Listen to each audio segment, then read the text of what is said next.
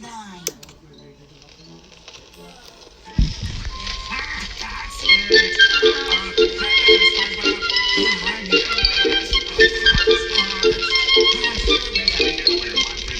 is George.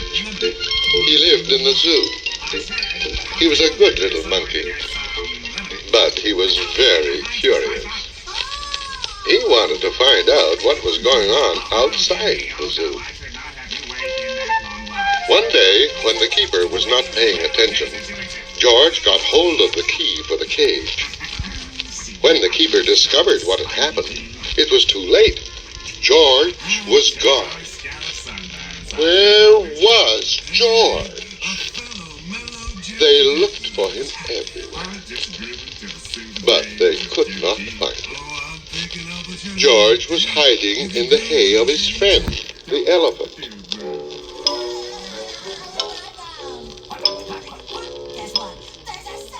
Finally, the keepers gave up looking for him. George found a nice, cozy spot to sleep under the elephant's right ear. And the next morning, before the zoo opened, he got away safely.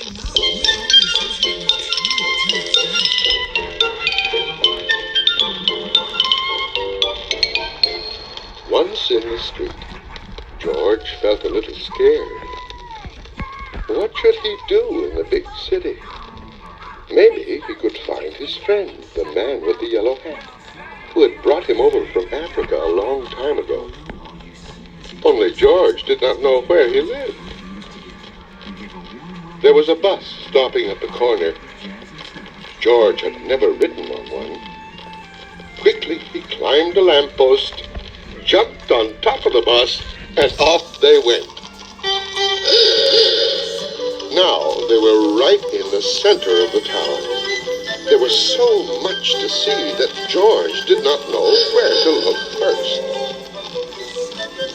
If only he could go on riding like this forever. But after a while, George got tired and a little dizzy. When the bus slowed down to turn into a side street, George jumped off. There was a restaurant right in front of him. Something smelled good. Suddenly, George felt very hungry.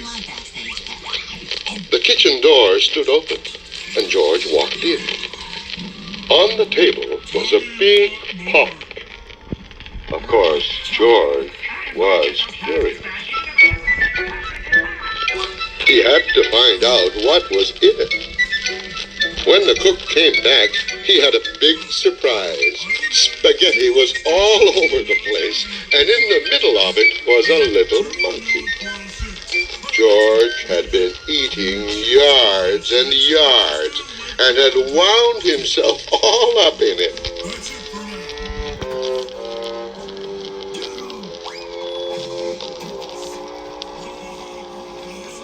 The cook was a kind man and did not scold much. But George had to clean up the kitchen and then do all the dishes. My, what a lot of them there were. The cook was watching George. "You are lucky to have 4 hands," he said. "You can do things twice as quickly. I have a friend who could use a handy little fellow like you to wash windows.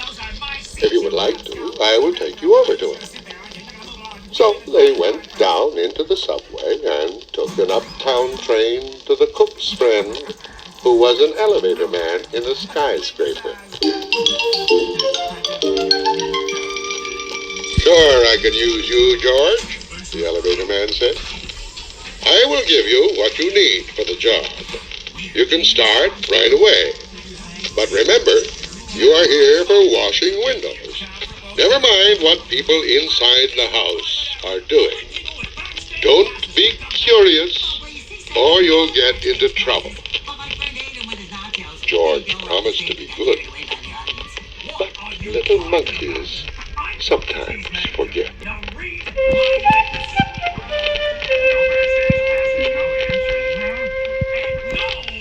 George was ready to start. my, how many windows there were. But George got ahead quickly, since he worked with all four hands. He jumped from window to window, just as he had once jumped from tree to tree in the African jungle. For a while, George stuck to his work and did not pay any attention to the people inside. Of course, he was curious, but he remembered his promise. In one room, a little boy was crying because he did not want to eat his spinach. George did not even look, but went right on with his work. In another room, a man was taking a nap and snoring.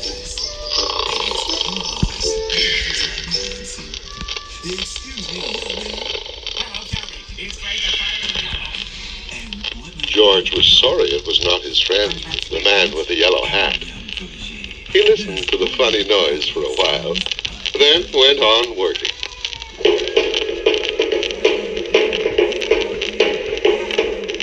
But what was going on in here? George stopped working and pressed his nose against the window. Two painters were working inside. George was fascinated. Painting looked like a lot more fun than washing windows. The painters were getting ready to go out for lunch. The minute they left, George climbed inside.